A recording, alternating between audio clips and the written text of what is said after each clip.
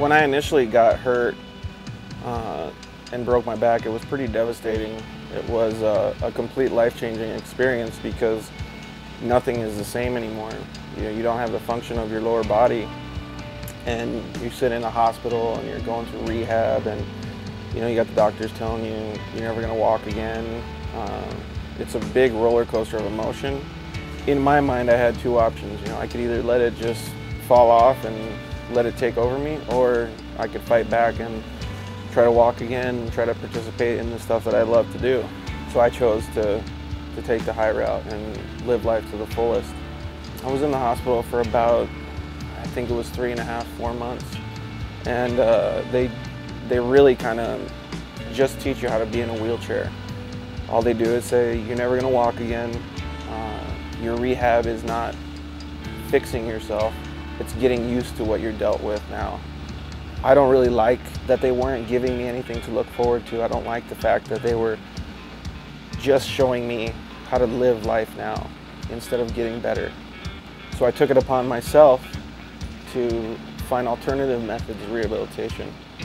My grandpa actually built me a machine that had pedals like a bicycle that I could operate with my hands, and I would set my feet in these little carriers and my feet would move up and down like this. So I would pedal with my hands and my feet would move up and down like this to mimic your ankles moving up and down, and to manually stimulate the muscles and the nerves in the legs. It was an old rickety machine, but it was so cool that he made that for me, because it kind of showed me that this is not the end. You can do other things than what the doctors are telling you to get better. I just wanted to make sure that everything was left open. I didn't want to leave any doors closed. I wanted to give myself the best opportunity to get better. During the whole time, I started seeing little minor things happen here. Maybe a nerve connected in my toe. Maybe I could wiggle my toe a little bit. I just tried anything. Mental games, every single thing that I could to see what I could get back. I still can't move my legs below the waist except for with my quadricep muscles. But if all that work just made my quadricep muscles work to stand up and to use these carbon fiber leg braces that I use now to walk around, it was all worth it.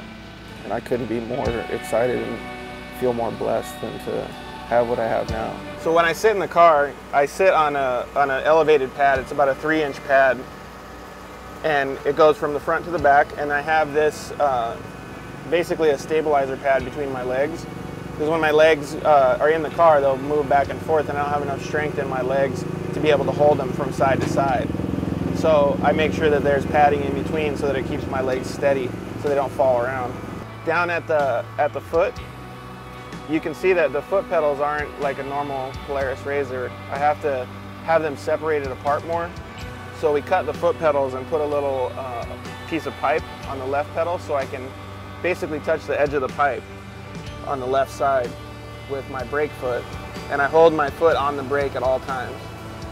The throttle pedal has about an 1.5 inch piece of extension, like if a little kid were trying to drive their car, because I can't bend my ankles, so I have to push down really hard on the throttle to be able to get 100% of the throttle usage out of it. Otherwise I can't push my foot down all the way. Like a normal person would be able to push their ankle like this, I can't, I just push straight down. I wanted to give myself, I guess, lofty goals, you could call them. And so I worked for a long time. It was probably about 3 or 4 years to get my legs strong enough that when I was walking around with the forearm crutches, I would even hold my arms up a little bit longer. So every step took maybe half a second longer. But in my mind, I was working my legs out that much more because they were so weak that I could give it that half a second more, and I could get half a second more here, half a second more there.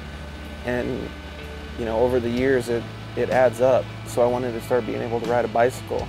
Then I was able to get on a stationary bicycle. At first I couldn't do it. I couldn't actually get the pedals to move because my legs were too weak. So I'd push down on it halfway, and then the other one would come up and I'd push down backwards. So I would kind of do like a half circle on the pedals with my legs, and it would keep going like that. And I think after about a month or 6 weeks of doing that, I was finally able to start completing full strokes going through with the pedals. And so I've learned a lot of patience and man, through the whole thing, I couldn't tell you how many times I got pissed off. I would get so upset that, and it would be so difficult that I would, you know, just yell and scream at the top of my lungs. That, you know, it's hard because it's an emotional roller coaster. It never really discouraged me. It kind of just showed me, hey, even if there's a little bit of pain, the pain's going to be good because it's showing you that you're improving and you're getting stronger and you're doing things that a normal able-bodied person can do. And now having the opportunity to race off-road cars with the support of all the people that have helped me get here, I want to make everybody else proud too. I want to show them that nothing can stop you.